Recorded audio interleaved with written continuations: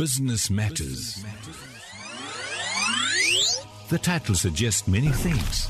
The important issue is the world revolves around business, society, organizations, individuals, and even religion survives and thrives because of business. Business has to encompass not just financial commodity and service transactions. It has also to include welfare, justice, empowerment, environmental, and other issues too. Every week, Business Matters will delve into aspects of business that impact our lives. We will seek out extraordinary and ordinary people who have done extraordinary things. Facilitators, educators, and entrepreneurs will be invited to inspire and enlighten our listeners. Join Anwar Mullah for an interactive show and find out what really matters in business. Welcome to another Business Matters program. Yes, if it's Monday night and you tune to Radio Al Ansar, then it has to be Business Matters with me, Anwar Mullah. The Business Matters program brought to you by the Minara Chamber of Commerce. A fairly stock studio, if I can call it, this evening. I have a guest in the studio, a very celebrated guest who I'll introduce to you just now. When I read her CV, I said, wow, this is really, really impressive. If I had to go through the whole CV with you, it would take up the bulk of the program, but I will introduce her and the CV to you just now. My guest tonight is Mrs. Esay Reddy. Mrs. Esay Reddy is from the Rajan Reddy group of companies. And before I read out some of her CV to you, let me say a very, very warm welcome to Radio Al Ansar to Mrs. Reddy. Mrs. Reddy, welcome to Radio Al Ansar, and thanks for giving up some of your Monday evening to be with us. Good evening. Good evening, everybody. I think it's a pleasure to be here this evening.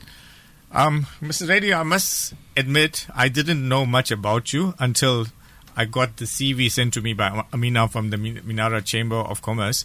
But I'd be failing in my duty if I didn't read out some of this really, really impressive CV to our listeners this evening. Mrs. Reddy is a decorated leader, revered for her excellence in marshalling innovation-led business and functional competencies. Amongst many other awards, and believe me, there are many, and peer-reviewed acknowledgements, Standard Bank KZN Top Business recently named her Top Business Personality of the Year 2022. Really, congratulations from us on that achievement. Really fantastic achievement to have. Thank you.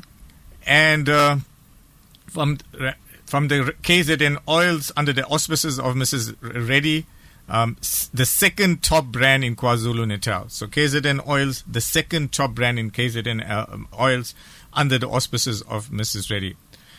As an advocate for women's empowerment, which is what we're going to be focusing on tonight, Mrs. Reddy recently hosted the Standard Bank Top Women Conference in Durban, honoring young budding female entrepreneurs and providing invaluable insights and needed assistance for them to gain and sustain market access. So here we have a person that not only has excelled in her field, but has also chosen to uplift others with her, and that is really fantastic. She's also won an international award in India, and this was from the Tamil Economic Foundation and Madras Development Society, and it was called the Crown Jewel of World Tamils. So fantastic achievement there as well. At current, she is now the Director and Chief Executive Officer of the Rajan Reddy Group of Companies. The group includes subsidiaries such as KZN Oils, KZN Oils Gas, KZN Oils Transport, Colay, Champion Healthcare, JD Telecom, and KVK Properties. So really impressive as well. I must ask you before we get started, Ms. Reddy, I was at the cricket yesterday, and just maybe coincidentally, the box next to the one I was in had the red seat covers all marked KZN Oils. So were you at the cricket, and was that your people's box there? No. That was our box for many years. Okay. My late husband had insisted that it's the first box next to the offices or where the players sit, yes, yeah. And so it was quite a strategic box to have. We're looking at renewing it, and it's on a yearly basis, year to year. We used to entertain a lot of people there. I used to cook basically, and you'll find everybody coming to the box just to enjoy the cricket. After Rajan passed about 2.5 years ago, I think the main focus was to get the businesses up and running. And I've had queries about the box, including my son-in-law that's seated here tonight. Want to know about, aren't we going to the box or aren't we opening that? But it's on the cards to get it done. I think it was a good initiative just to entertain people and just to say thank you for around our customer base. Yes, and absolutely good networking opportunity 100%. as well. Yes, I was in the box immediately next door, thanks to the New Shop group of companies and Mr. Junaid and Ahmed Said Parak. So we enjoyed 3 games of cricket at the box. And yesterday, in particular, I looked next door and I saw all these cushion covers and they had KZN oils. So I said, I must ask you about that. But yes, turning a little bit to yourself, tell us a little bit about yourself in terms of your early days, your background. And as I say, you have an absolutely impressive CV, and I'm so glad to have got you into the studio. But we want to know a little bit about your background. So the first thing I did was I got married very young, both of us, Rajan and myself, very young. I think we were 20 and 21 respectively. And I think with getting married so young, you have to have your foundation, you have to have what you want to do in life, where you want to go, your aims. And so I think, I was initially looking after the children until one day he came and he told me when we had our first service station. So he was a plumber and a builder by trade. Okay. And I think it was always his dream to get into the oil business, into the energy sector. And eventually in 1998, that's exactly what we did. We got a first service station. He insisted. Where was the service station? The service station was in Brideen. Okay. North Coast Road, and that was in 1990 when we got that service station, and we've never moved out of there since then. So you still own that service station? No. It was a risk. He took a chance. It was going to be expropriated by the municipality because they needed to do up the roads there. If you remember, the roads in North Coast Road at that time was just one lane into town and one lane into the townships. So when they made it into a 2-lane and a 3-lane, they had to expropriate the service station. Okay.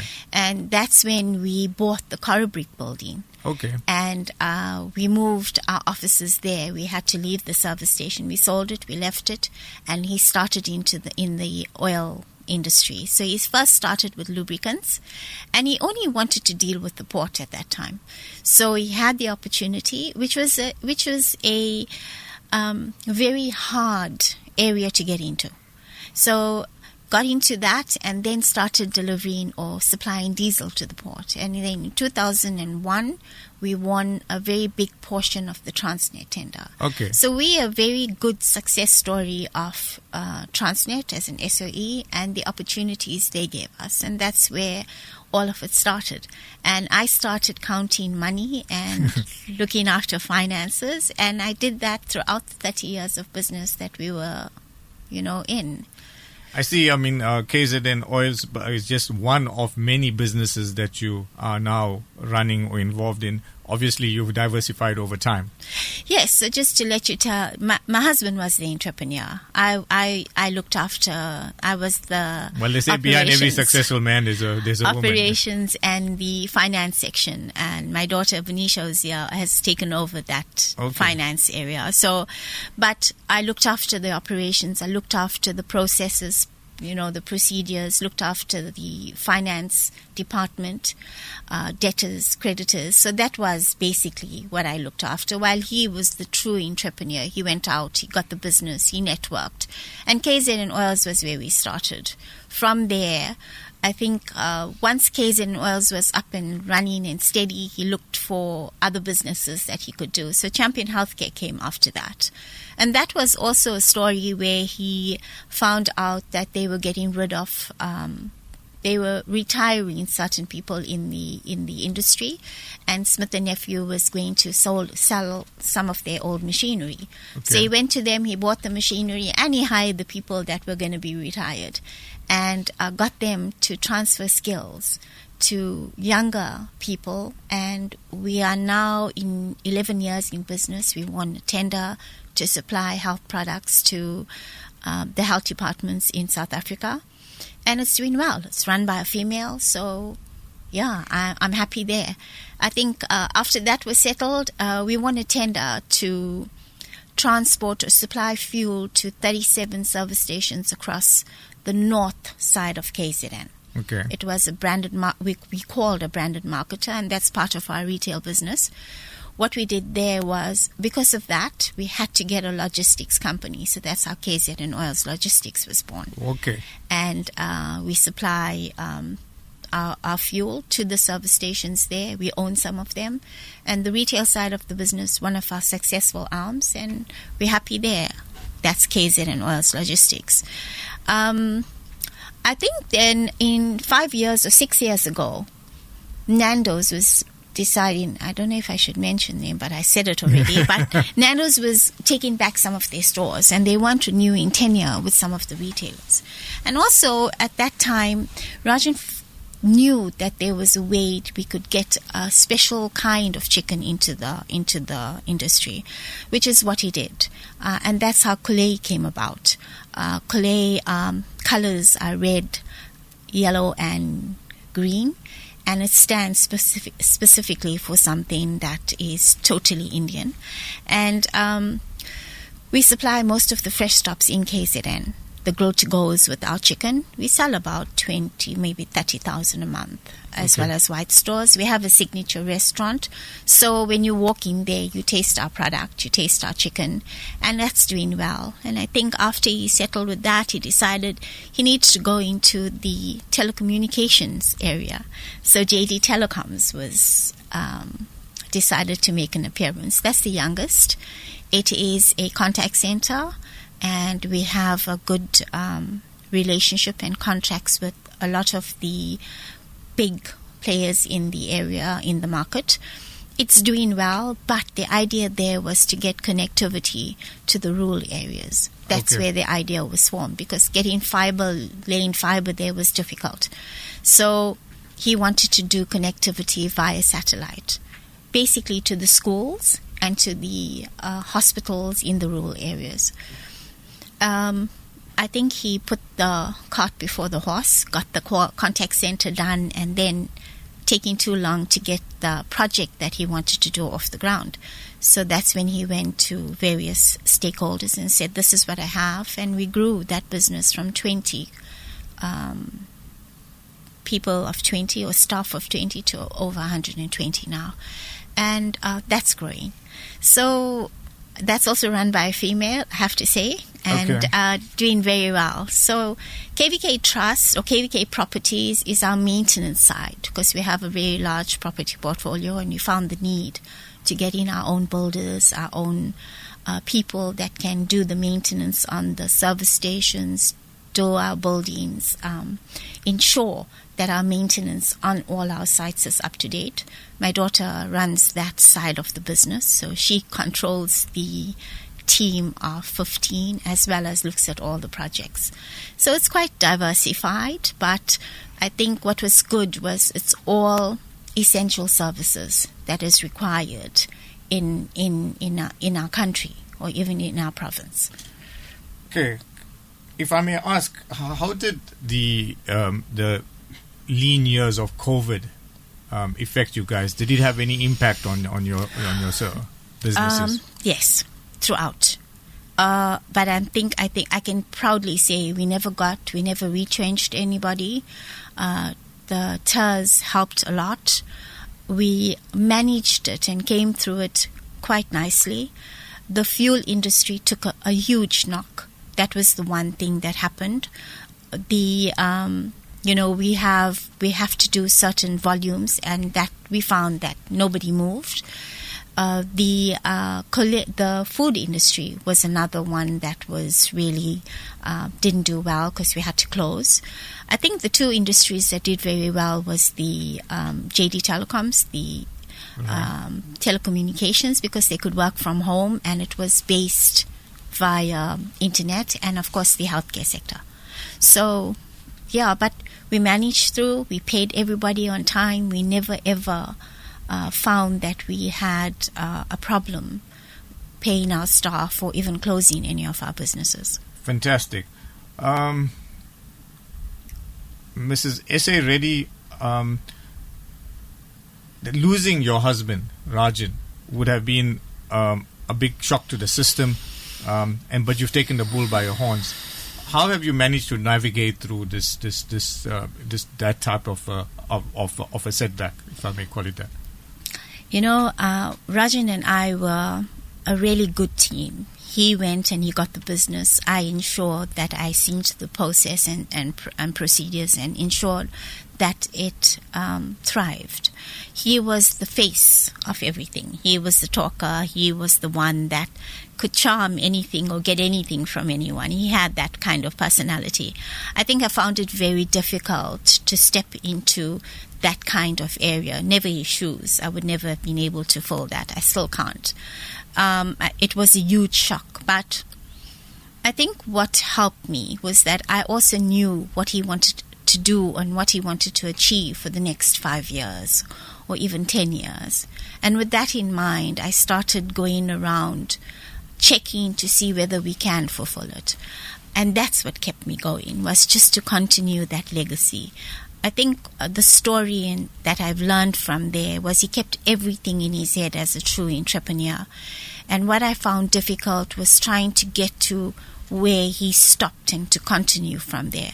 So the first year of his passing, I had to go and visit all the people he visited in the year prior and to find out what was it that you all discussed, under what business, and how did he want to take it forward, and made all those notes. And from there, continue as to what his vision was. I think and that was a lesson that I learned very hard. So what I ensure is that my children are also in the business must know everything that I'm doing, especially my daughter. She sits with me. She ensures that I have to ensure that there's continuation. I think that was one of the hardest things I had to learn. But the rest of it was easy because I had his vision. Him and I worked very closely. We could complete each other's sentences. So I knew where he wanted to go, and I know where I want to take the business to the next level. Wow. I think in here is a very critical and important lesson for a lot of entrepreneurs, especially male entrepreneurs, who somehow tend to leave the woman in the dark. And when something unfortunate happens and suddenly the breadwinner is not there, or we had an unfortunate incident the other day where the Woodford group of companies unfortunately lost their head, Mr. Waste, in an accident. And again, an absolute go-getter, a doyen for the community, and a rude shock to the community as a whole, but you can imagine what the family is going through.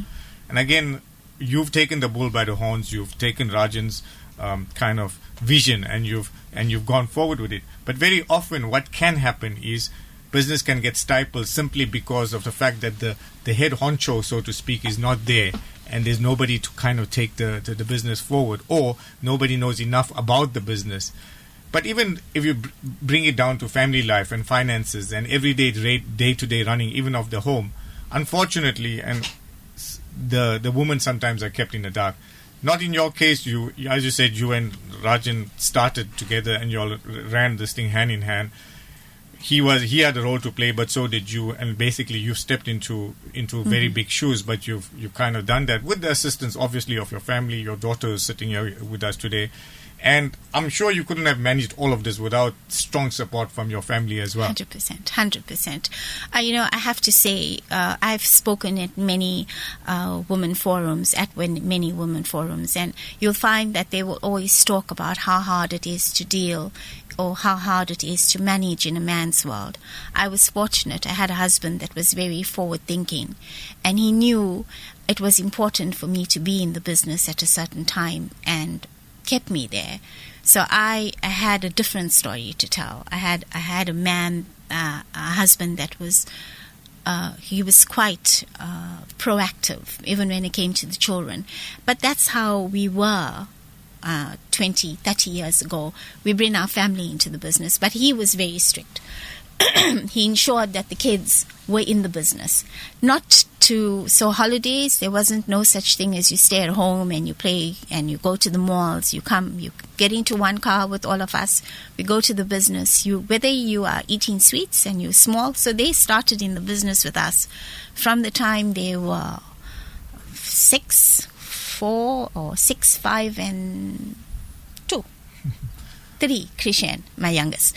So, and they came in, we've got pictures of Venetia and Krishan eating chips at the service station or eating sweets, but they had to work. The eldest had to know what it is like to work to give out filters or give out spark plugs. His father will give him a job card and he had to do that. And eventually all of them, Venetia had to file.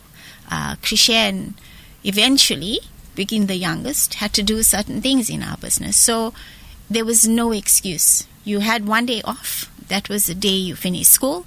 The next day, you were with us going to the business, and that's how it worked. So the work ethic or the culture of work was ingrained very, very early in life. Very early. And I'm sure it stood them in good stead today. They're probably thankful of their late dad and yourself for having ingrained into that.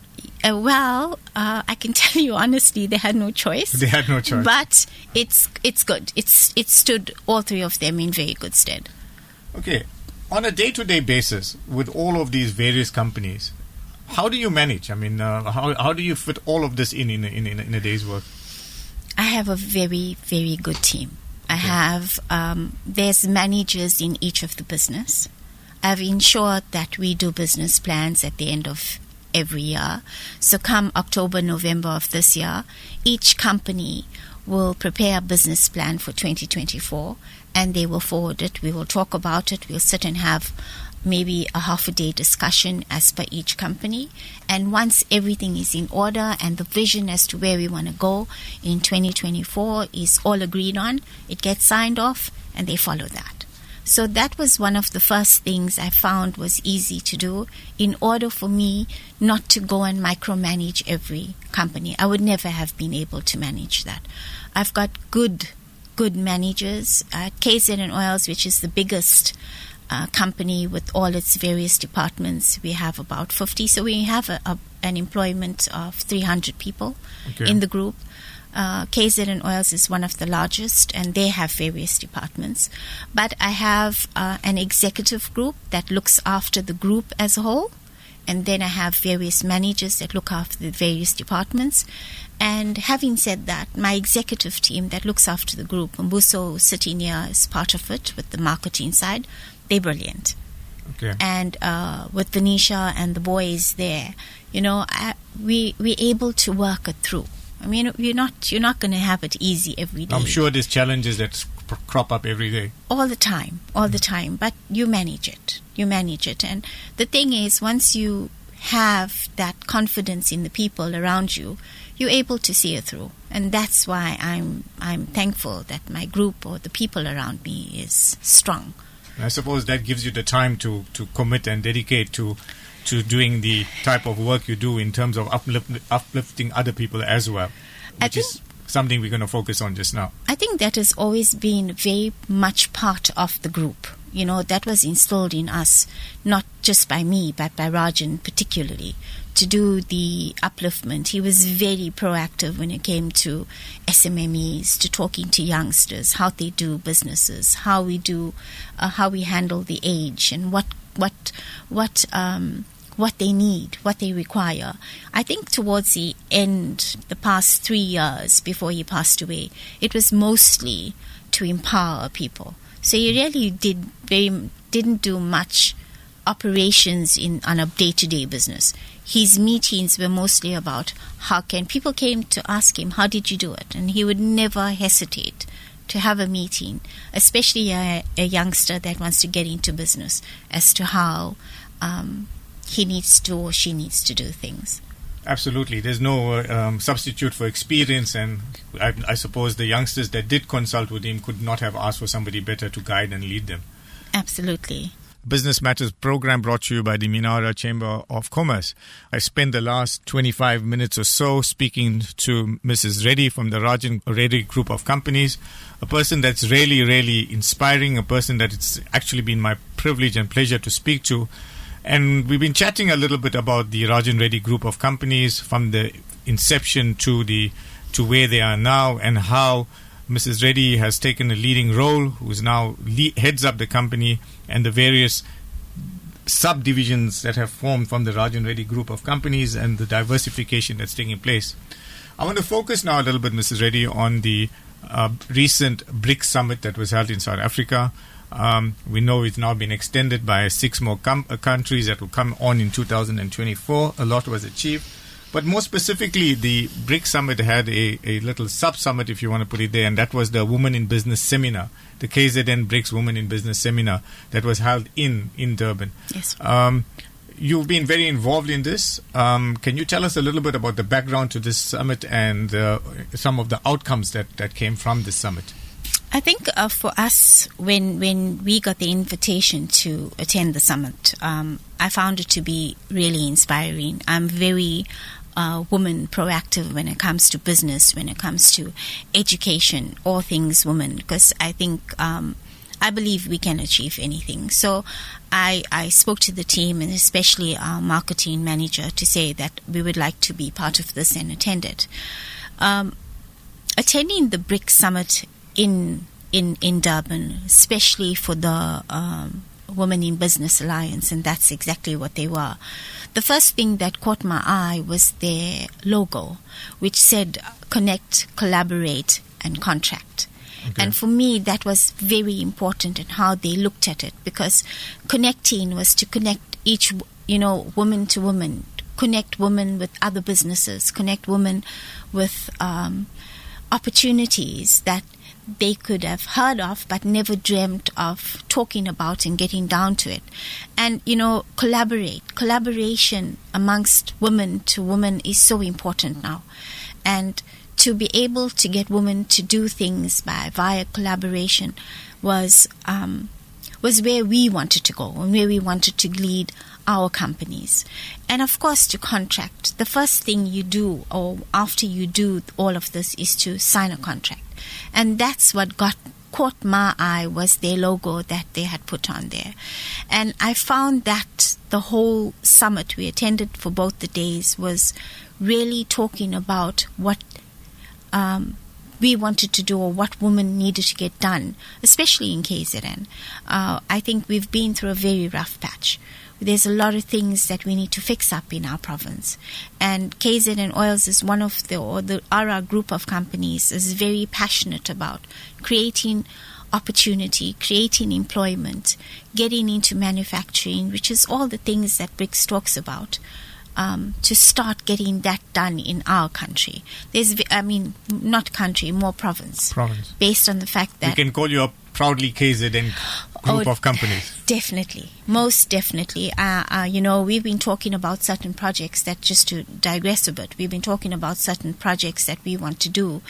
And people have been asking me, why do you want to do it here? Why don't you roll it out nationally? So I said, no. Pilot has to be done in KZN, the province of KZN, and then from there we roll it out. Because for me, employment here is one of the utmost importance, and it has to be addressed here. So going back to Brics, if you're looking at what they were talking about, or what WBA stands for, it's about food security, healthcare, tourism, local and African, the continent, what we can do there. There's so many things that caught my eye. The infrastructure development, trade and investment. TIC presented a wonderful presentation about what is here in KZN and what we can achieve. If you're looking at property development, and if you look at all the countries that forms part of Brics, it's the perfect collaboration. The summit itself, the KZN part, especially the one focusing on women, the attendance, was there a worldwide group? Yes, there was. There was a representative from China, from Russia, from India, of course South Africa.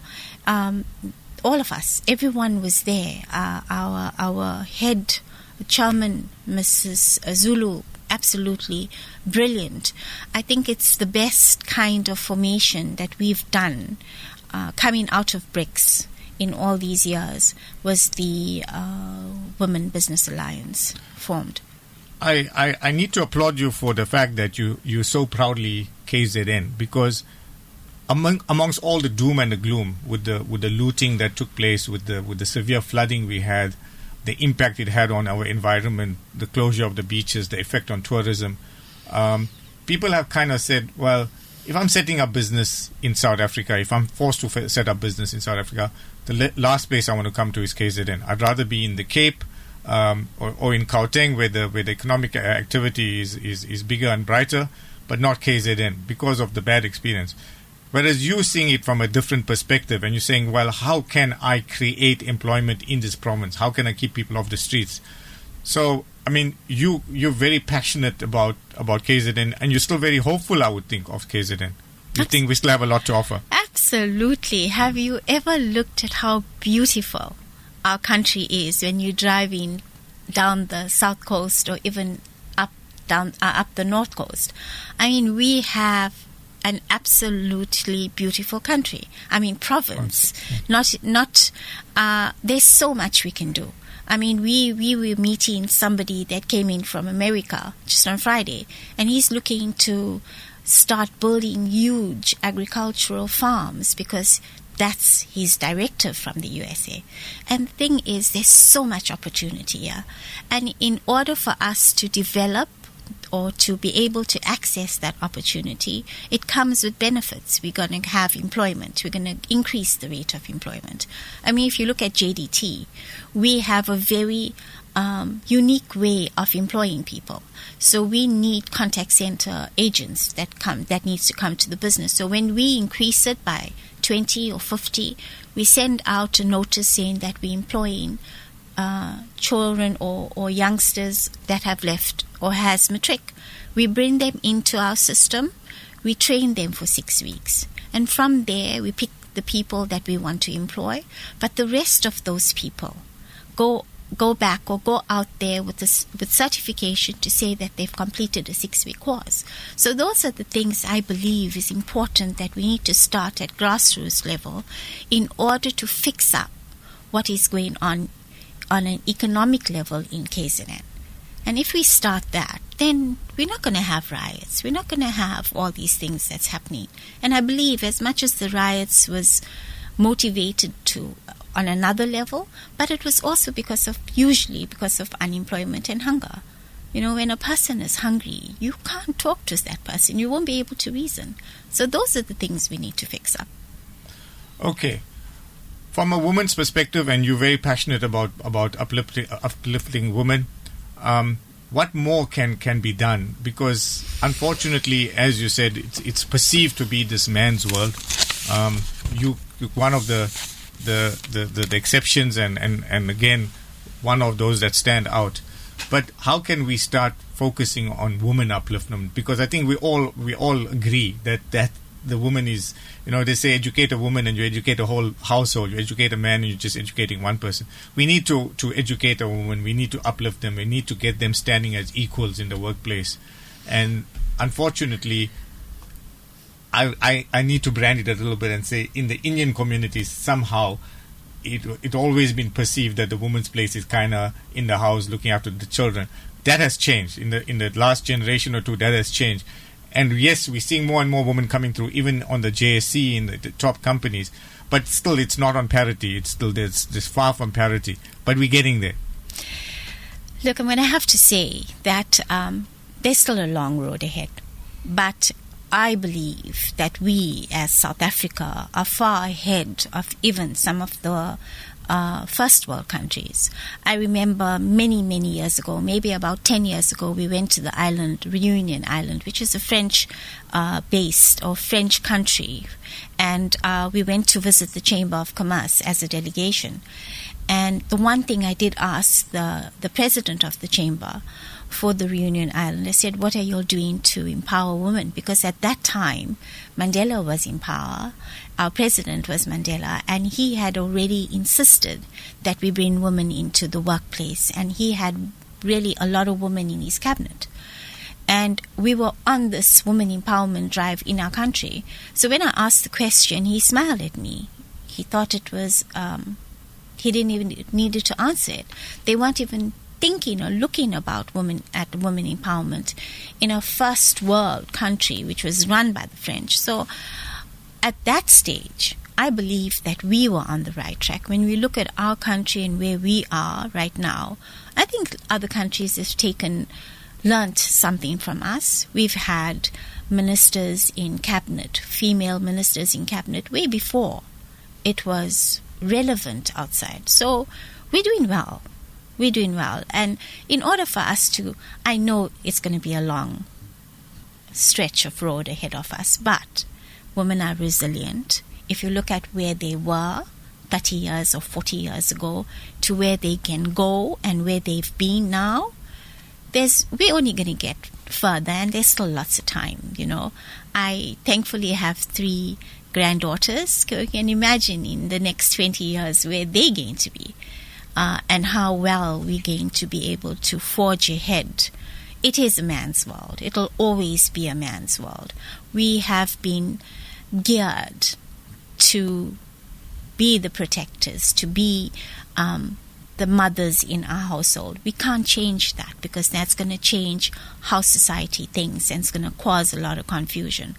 So I think we handle what we do very well, and we need to continue doing it that way. Well, I can safely say that your grandchildren have a very good mentor to look up to in yourself, and I hope they don't become part of the brain drain, so to speak, away from this country, because unfortunately, we are finding we're losing a lot of intellectual capacity, where people are going away to so-called greener pastures, whether it's Australia, New Zealand, Dubai, the UK. And I say that knowing that my own son is sitting in the UK. But unfortunately, that's a reality because of the history of what's happening, and also the lack of service delivery as well. And we can talk about all the negatives, but let's just focus on the positives. And I see, you're seeing the glass as half full rather than half empty, which is something I'm so glad of. From this Brics Summit, getting back to the Brics Summit and focusing on women, as an ordinary woman out there who wants to achieve, where does she get started? What is the point of reference? Where does she go to start getting involved in like you have over the years? Where does one start from? So I believe that especially with Brics, I think it is a really powerful organization to be a part of. And what I would like to do is put my marketing director on the spot, and to get him to go and put up what we can do, or what any lady or female can do, is to go on to our your website. Thank you. Onto our website and see what he has put up there. I mean, Mbuso is brilliant at that. So he will answer, or he will help as to how we can connect, or how anyone can connect with getting or becoming a member of Brics, especially the women. So would your website be KZN Oils? Correct. Okay, so KZN Oils, and you say there is something on there already, and it should be there. Yes. Okay, and you're more than happy to kind of take these women and help them through the process. So I have at any stage, any woman that feels they need to come to us, I've let out my numbers to say, come to me if you have a business idea. We may not, and I've put that challenge out when I went to another seminar, and it was about a whole lot of women just talking about business, in fact. And I said to them, contact the company and come to us, and we can help you. We have a really brilliant finance department. We have a procurement department. We have a legal department. We have a marketing department. So if you come in and you need to register your business, we can walk you through. If you need to know marketing, we can talk to you about that. If you want to know legal advice, we can, get our lady to come in and talk to you. So I believe that I just need somebody that is passionate enough to want to start a business. If you come and sit there in my office, all of us will help you. And that is what I'm putting out there. You want to start a business, you need help, come to us. KZN Oils is well known. I won't tell you to go to any other company. If you want to train in the food industry, in the fuel industry, come in. We're already doing in-service with certain people. Come in and talk to us so that we can place you somewhere. And you'll find that youngsters that really want to get into these kind of industries will come to you. You'll find it I find it inspiring for a youngster to come to me and say, can I learn what the business is about? And I don't mind working for nothing. Not that we allow it. You've got to have a stipend to be able to do that. But I'm saying, that's what you want. It's a big company, and it's time that we give back to the community, especially people in KZN. Absolutely. That's an absolutely fantastic offer from KZN Oils, Mrs. Reddy, saying if you need help in whichever field, be it legal, be it marketing, whatever, KZN Oils prepared to help. Absolutely fantastic from Mrs. Reddy from KZN Oils. And I think we should kind of encourage our youngsters, especially the females, to take her up on this very, very kind gesture and offer from her. Mrs. Reddy, we kind of reached the end of the program. We have a minute or two left. Some parting comments from yourself on some advice that you would give to aspiring youngsters coming through. So both men and women that is looking to start their own business, there's so much opportunities to do whatever you set your mind to. It's not going to be easy. Don't think sitting here today, listening to me, I've made it. If you look at how we started, Rajan and I, it was a 30-year journey that led us to where we are today. It takes a lot of hard work. It takes a lot of sacrifice. It takes a lot of dedication and passion to get where you are. If you don't have that passion, and if you don't have that dedication, it's never going to work. Don't give up, especially our women. We have it hard already. And also our men. I mean, what they need to aspire to or what they have set for themselves, it's really difficult. And I believe that whatever you set your mind to, you can get it done. If it's what you dream about, that's what we started, Rajan and I started with, and look at where we are today. Mrs. Esay Reddy, it's been an absolute pleasure chatting to you. I've been truly inspired by what you have to say. And I think it comes through with the listeners as well. There's a message that comes through. It says, Salam Anwar, congratulations and hats off to Mrs. Reddy on her excellent achievements. May she prosper from strength to strength. And I would like to echo that sentiment. May your company, yourself and your family prosper from strength to strength. And we applaud you for taking the initiative of uplifting so many other people with your involvement in so many aspects of society besides the business itself. So thank you very much for joining us. I hope to get you into the studio sometime in the future again to share more of your thoughts and ideas with us. But really, it's been very inspiring chatting to you tonight. Thank you so much. Thank you so much, Anwar. It's been a real pleasure talking to you this evening.